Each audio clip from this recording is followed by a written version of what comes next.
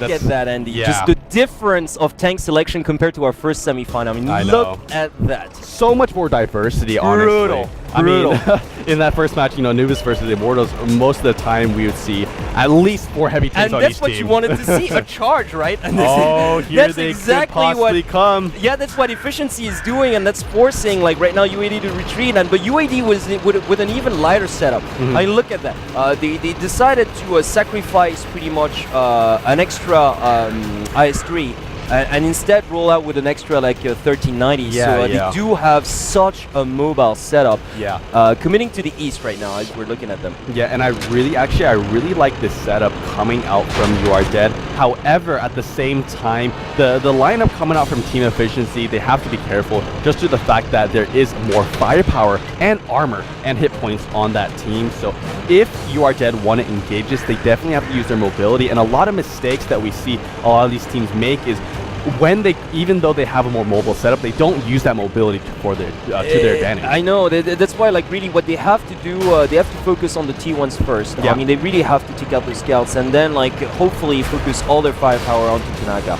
If Tanaka's not running away, like, you know, this is the one primary target for the easiest side. to kill too. Well, exactly. I mean, like, you know, that would be the safest way to victory, pretty much. Take out of the T1s and then take out the weakest tier 8 tank, pretty much. But easier said than done, because I mean, efficiency is very well renowned to really trade damage well and get out of dodge when it really matters as well. And even they're during great survivors. And even right before this match started, we were talking about how efficiency, they used to be an extremely passive team, really favoring those reactive strategies where they wait for the enemy team to make the first move. But after that first week, you know, Philip, like you mentioned, after they got disqualified, they really took a step back and looked really hard and deep at their own strategies. And even there's this one time when I was reading on the chat in between games, Team Efficiency, actually the captain, stated that they abandoned all of their camping strategies after that disqualification. Well, exactly. I mean, Predator realized that, okay, we got to do something different. And I think, like, you know, seeing teams like PvP Super Friends or the Night Eagles might have taught them a thing or two pretty much on. Because, you know,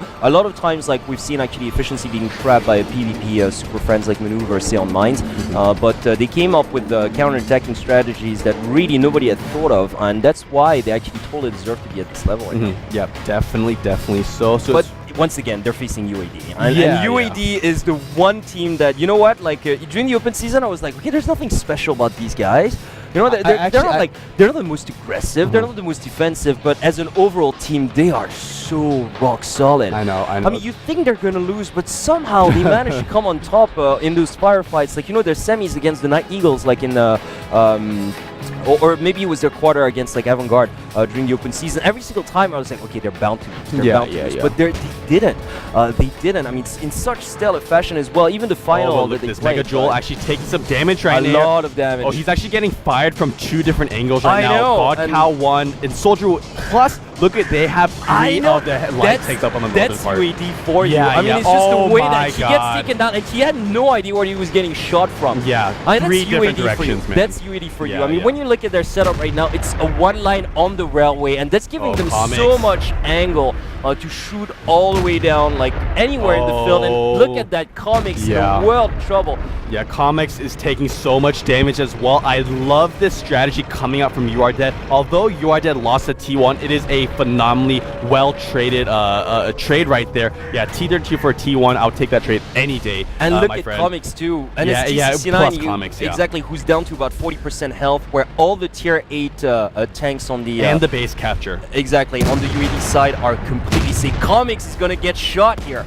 I don't believe this. And Angel Beast is actually moving in here to take on Predator and Comics. To finish him off, and Comics, one more shot's going to do it, and then Angel, like X, will be able to just get out dodge, but she's probably going to go down here. Yeah, but Angel is taking way too much damage I know, right but now. Godcat 1's here to finish this off.